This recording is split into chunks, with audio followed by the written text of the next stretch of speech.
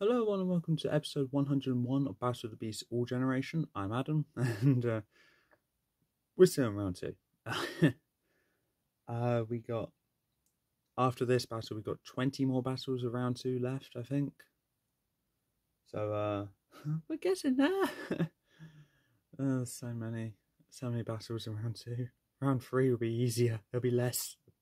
At least 20. Wait, hold on. Yeah, that actually adds up. Okay, yeah. So, round two. So, we got two beasts fighting out, both from the old generation, and representing Series 2, the Golden Armor, the last beast standing of that series, we have Soltra, the Stone Charmer, versus... Soltra killed Arxa in round 1, so...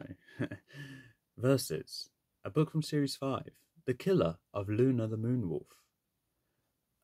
Not the last beast standing, but if she dies, her teammate will be the last beast standing on Series 5. I'm of course talking about Hawkite, Arrow of the Air. Now, both of these beasts I actually really like. I like Soltra. Soltra's the best from Series 2 in my opinion. Hawkite, not the best from Series 5, but honestly, I don't know what makes me so intrigued by Hawkite, but I think it might have to do with how she performed in the previous Cell Generation tournament, where she was a bit psychopathic. Who was the genius that decided to make her psychopathic?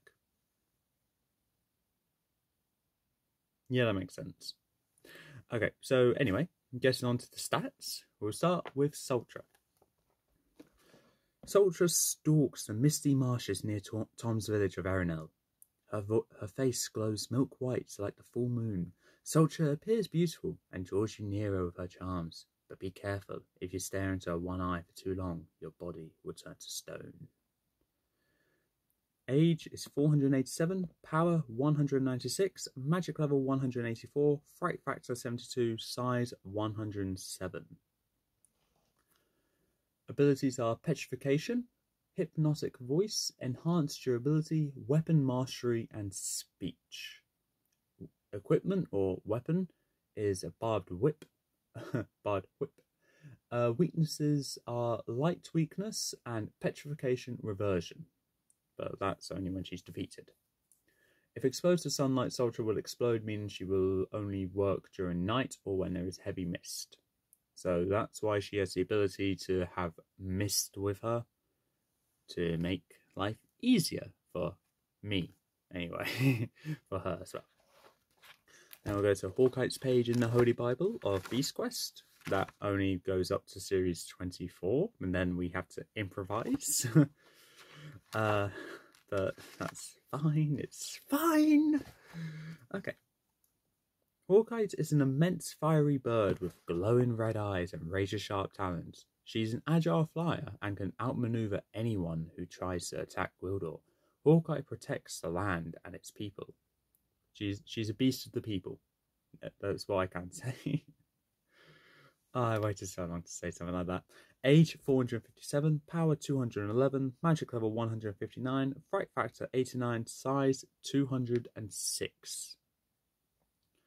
Powers and abilities: air manipulation. Hawkite can create gale force winds with her wings. Flight, hypnosis. Hawkite can hypnotize enemies and prey into staying still so she can attack them if they look into her eyes. I see the irony in that one, but I do find it kind of funny. Natural weaponry, enhanced durability, and enhanced agility. Weaknesses is enchantments. Okay, so I now know what these beasts have in common. If you stare into their eyes, you either turn to stone or you can't move. So what if they both stare into each other's eyes? So Soltra won't be able to move, but Hawkite will be stone. So what do we do then? Oh dear, I didn't think this far ahead. Who randomised these matchups? Lucas, I'm looking at you. I'm like, honestly, interesting matchup, but seriously, like, I can't use their go-to abilities. because then they'll both lose. That would make life a bit easier with the randomizing though, but I can't do that though because there needs to be one winner, not two, and I actually need to do a fight because we know how that last battle went when I didn't even do a fight because it was so obvious and who was going to win. I stand by doing that, by the way. Vigrash was going to beat Karaka 100% of the time. That's why I didn't do that fight. I just skipped it.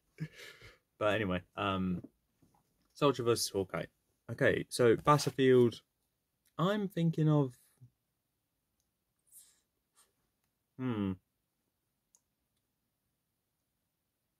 Grassy terrain with heavy mist.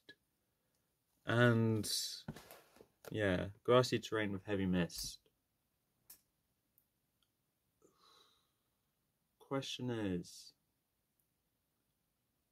I need to, otherwise it's just unfair. Yeah, grassy terrain with heavy mist at night. I was actually contemplating on doing it at night or in the daytime, but it'll be unfair if I did it at night, in the daytime, because then Soltra would just die as soon as Hawkite flaps her wings. So it would be nice, but I can't do that. So anyway, let's get into this. So Soltra vs Hawkite. Let the battle begin. As the chamber doors open, a huge cloud of mist erupts from Soltra's chamber that envelops the entire arena. Hawkite bursts through the sky exit and immediately sees this mist, and at first confused, also notices that there's no sunlight at all. Right before she goes into the mist to face what opponent she may have, she hears an almost angelic voice coming from inside the fog. Now, Hawkite is confused but also mesmerized by this beautiful voice, this singing voice. Little does Hawkite know that the source of that voice is coming from the Gorgon Siren combination of Soltra.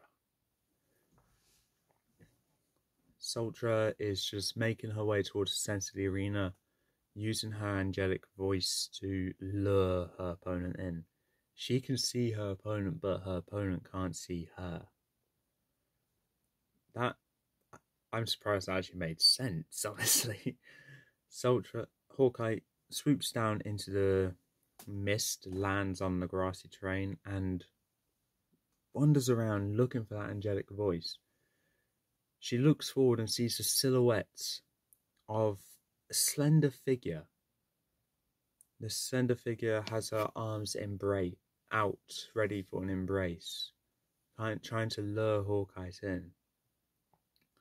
Hawkite is fully aware of the dangers of the unknown, and while she's still intrigued, she decides she needs to have a better look at what she's looking at.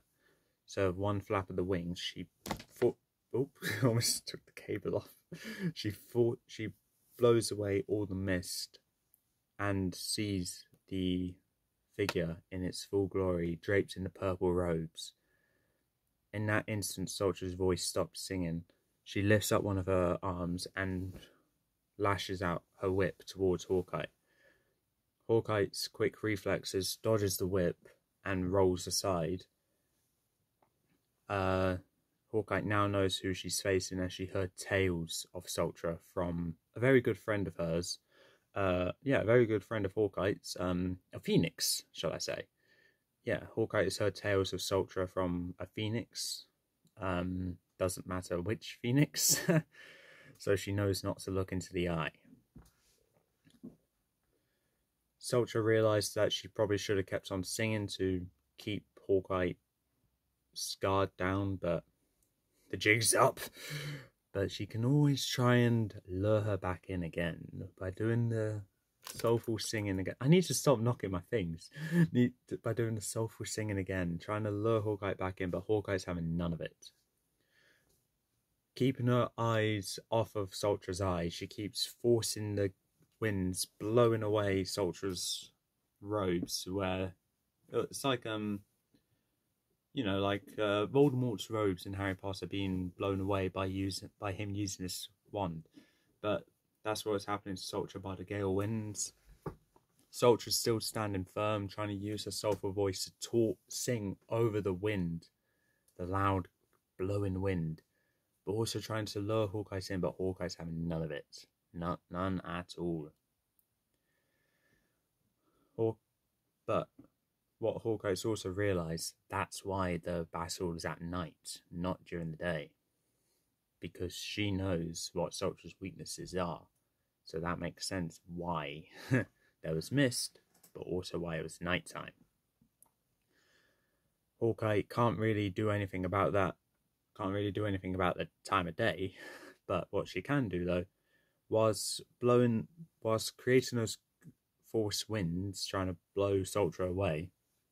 Soltra's trying to whip Hawkite, but out of reach. Hawkite swoops down and makes a beeline straight for Soltra, pushes her backwards, knocking Soltra down. Hawkite also falls over, but gets back up, puts her talon over Soltra's head, and starts impaling her claws into Soltra's head. Soltra screams in pain, and using her whip, wraps the whip around Hawkite's neck and pulls Hawkite down, causing Hawkite to fall completely over.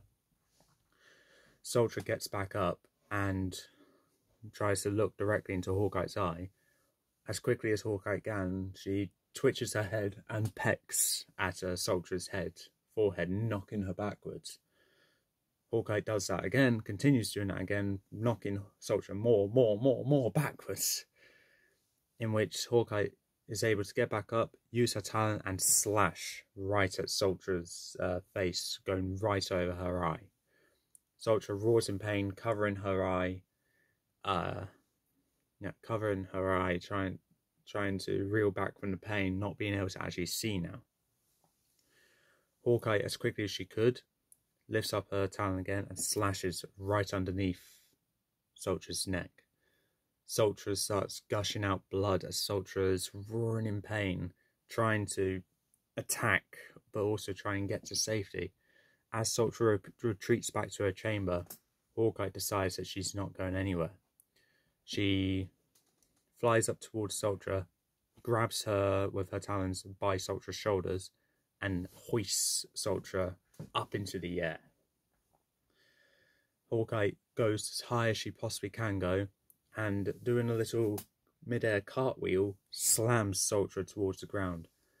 As Soltra's body is falling to the ground at rapid speed, all any spectator can hear is the screaming of Soltra. That's in pain, but also fear. As Soltra lands on the ground, hearing a bone snap as soon as she hits that ground, we can hear a faint voice of Soltra still able to be like a faint gasping for breath. Hawkeye dives bombs down and, using her beak, just stabs Soltra directly in the chest, shattering any ribs that have been not broken, and crushing Soltra's chest entirely to the point where Soltra's gasp for breath has turned into a gasp of release.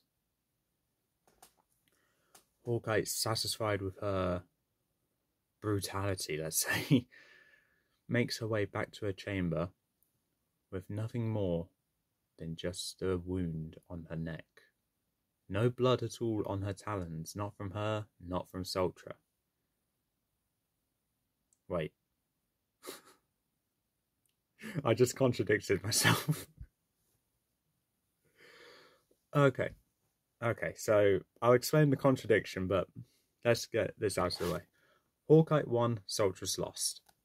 You think Soltra should have won? Please leave in the comments below why you think that. However, my word's final and Hawkeye's moving on to the next round. Contradiction. Spoiler alert, Soltra is a skeleton. That's why I said that Hawkeye crushed her ribs when she dive bombed down. That's also why I said that her chest has been crushed when Hawkeye pressed down on her. But if she's a skeleton, how does she have blood? So what I will say is, though, to try and defend that, there needs to be some vessels in there for Soltra's body to even work. So we'll say that as a contradiction to fix that. But if Soltra doesn't have any blood at all, even with the blood gash, I'm sure that won't help her at all. Because, being honest, when her eyesight was taken, and from the story that Hawkite has heard about Soltra from a certain Phoenix, it was kind of obvious Hawkite knew what she was doing.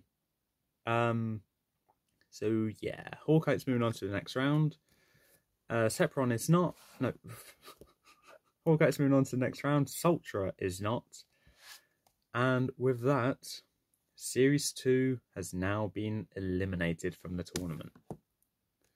It's kind of a shame to see Series 2 eliminated, really, but Series 2 is a fun series to read. Alright batch of beasts with one outlier. But I don't know. Honestly, Series 2 is just... I knew it wasn't going to win. And I knew that just by seeing the results of round 1, when 5 of the 6 books in that series got eliminated. Seriously, is like, how can a series with 6 beasts in them only have 1 move on to round 2? It doesn't make sense. It's funny, but it shouldn't make any sense. But for that, Series 2 is out of the tournament now. If you're rooting for Series 2, then I'm sorry. They're dead. But Hawkite's moving on to round 3, keeping Series 5 still alive with her and Tremor as the last survivors. But with that, that's all for this time. If you like what you saw, leave a like, leave a comment, don't forget to subscribe, press the notification bell down in the corner below, and I'll see you next time.